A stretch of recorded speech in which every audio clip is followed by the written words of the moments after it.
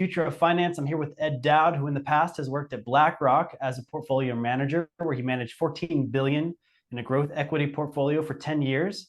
Now he's the founding partner of Finance Technologies, global macro alternative investment firm, and is the author of Cause Unknown, The Epidemic of Sudden Deaths in 2021 and 2022. So, Ed, thank you for coming on the show. My condolences to your family and friends who might have been affected by the fires there in Maui. Let's start out there. Tell me how you're doing. Tell me how your friends and family are doing, and any commentary on that. Yeah, so two things. Most of Maui's fine. The mainstream media portrayed the whole island on fire to, push forth their climate change agenda. What happened in Lahaina was tragic, and that's not to be minimized, but Maui's open for business. A lot of people think that coming to Maui is not an option, but the local economy has crashed because the governor told tourists to stay away, and now people are being laid off. So we're encouraging tourists to come. 80% of the island is open.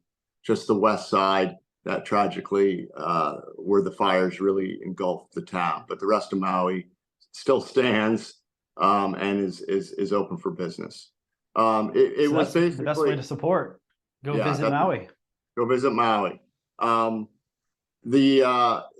The fire was, after my analysis, it was a epic failure in local government.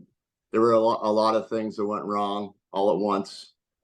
They did not sound the warning system here. That we have a warning system that we test every the first Monday of every month in every town on Maui. Lahaina had such a system.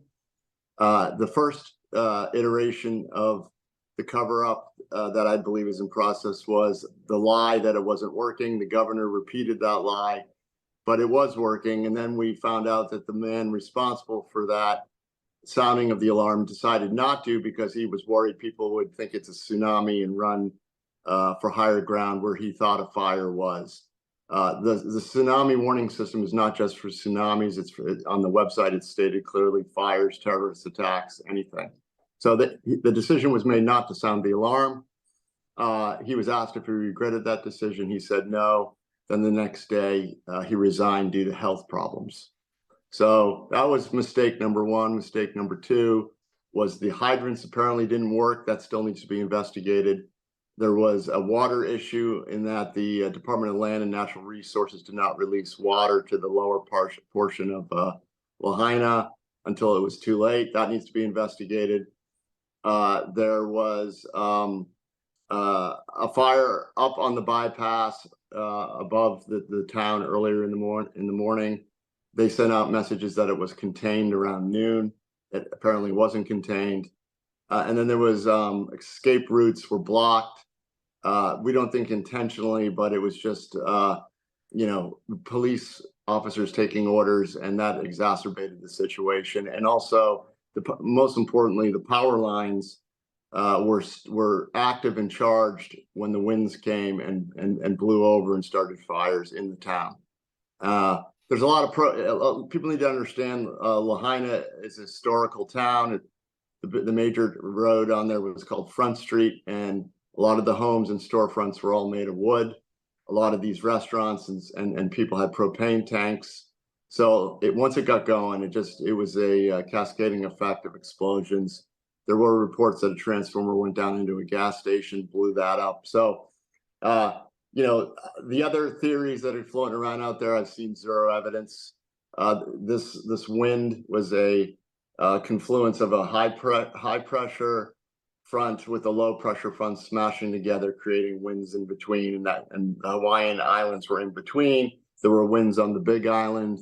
There were winds on Maui, other islands as well. So the winds were real.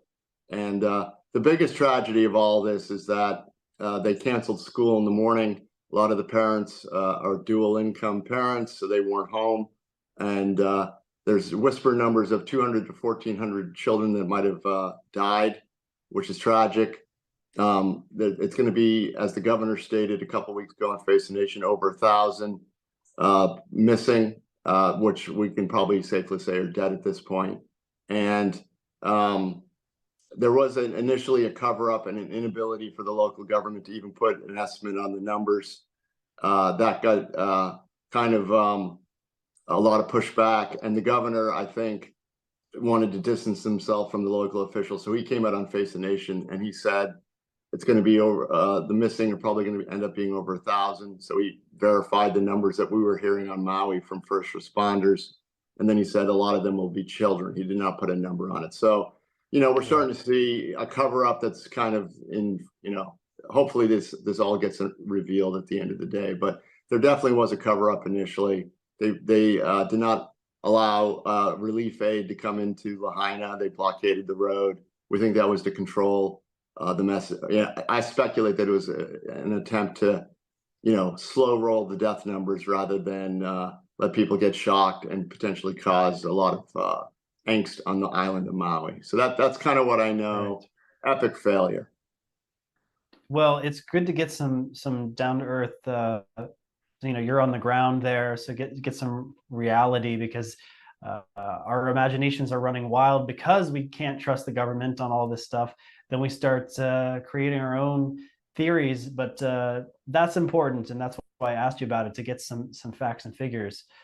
Another sobering topic is your book, Cause Unknown. I want to talk to you, even though it might seem a little callous to put it this way. I want to talk about the economic impacts of all of these people dying, and we don't know officially why they died. Of course, the Vaxx rollout happened right when all of them died. So a lot of people are red-pilled about that. But I want to ask you about the economic impacts. Is it true your investment firm is using that as one of the thesis to explore? Yeah, I mean, absolutely. So as tragic as the sudden deaths are, especially amongst the working age young, the numbers are still small. They're abnormally high statistically, but they're small compared to the economy. But what's alarming is the disabled number and the injured number. So you have injuries, disabilities, and deaths. And injuries can turn into disabilities, and disabilities can turn into deaths. So it's known as the term morbidity leads mortality. So we've discovered in our analysis through our estimates about 300,000 dead in 22, 21, excessively in the US. That number's probably low. Disabled as of the end of 22 was 1.36 million. Again, we were being conservative. And then injured, we measured through absence rates and lost work time and looking at the severe adverse events in the Pfizer clinical trial. And we estimate 26.6 million people whose immune system has likely been compromised. And so that's, the employed. We don't know the long-term effects of that. No, we don't. And disabilities hit a high in September of 22. According to the Bureau of Labor Statistics, they went from 30 million to 33.2 million, half of which were employed. The figures went sideways for about a year. Or 9 months, and I was hopeful they would trend back down, but they weren't. So the trend wasn't broken. And then in June and May, we went to a slight new high, and then in June we exploded 857,000 newly disabled. So we're about 4.2 million newly disabled individuals. Again, most of them on the employed side. And obviously, we speculate. Our data shows that it was detrimental to your health to be employed in 21 and 22 in terms of deaths and disabilities. We saw that excess deaths affected the employed more so than the general US population, which has never happened before, because the employed are the most healthy amongst us, getting up, going to work. And then also disabilities adversely affected the employed. So our thesis obviously is what changed. A universal new novel technology, mRNA vaccine that wasn't really tested on humans, plus mandates. So what we think is going to happen over time, unless this problem is addressed and the solutions are found to detoxify this new vaccine, we're going to have a smaller labor pool. There'll be shortages of workers. That will affect supply chains. That has already affected. Anecdotally, many people complain about restaurants closing early, closing for more days of the week than they used to.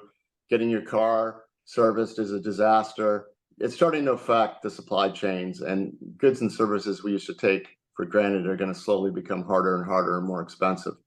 Then we also have to think about the economic impact of diverting government resources that could be applied to infrastructure or other noble things, to taking care of the sick, the dying, and the injured. And that's going to be a huge economic drain on productivity. So we're looking at a deflationary outcome. This will have a deflationary impact as more and more people just kind of disappear or get disabled. So that's kind of our forecast is a recession in the next 12 months. It's probably started this quarter, and deflation will be on everybody's lips sometime next year. Money supply is going the wrong way. It's negative year-over-year growth. We haven't seen that since 1930. Everyone seems to have forgotten the bank failures in March.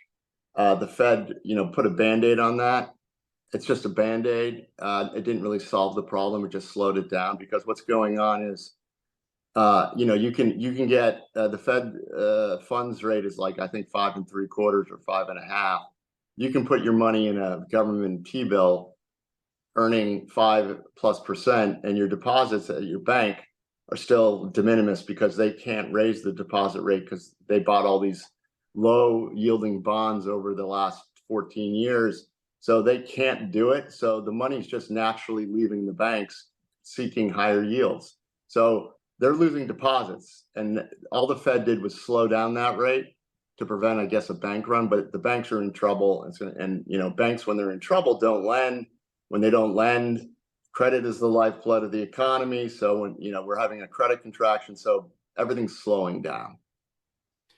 Well, what's interesting to me is that this labor shortage is happening on top of this demographic trend of the baby boomers getting sicker, retiring, leaving the workforce because of their aging. And this is a trend that's going to be happening, of course, for the next decade or so. That's on top of the sudden deaths and the labor shortage there. So can you talk about that, and then also how AI might have the opposite effect, where it's taking the jobs? So could that counterbalance it? Yeah. So the demographically, we are actually better off because pervertedly we're letting people run across the border. So we are better off than a lot of other countries due to our immigration policies, which we basically have none. So I find it, if you want to be speculative and think about it, a lot of the new immigrants running across the border are not vaccinated. So there could be speculation it's a replacement, an intentional, and they have a higher birth rate. Yeah, intentional replacement strategy of workers with lower income, lower educated folks. AI is there's a lot of speculation. AI is going to destroy a lot of jobs. That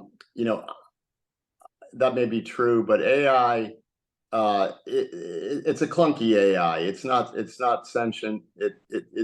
I view it as a first draft. I mean, when I was growing up, I had to type all my college papers. I wish there was Word documents when I was there, but then Word documents, and then they auto sentence complete. Basically, AI is a first draft. You can write a paper and then go in and edit it. So it's not really thinking. It's garbage in, garbage out. It can be manipulated for propaganda.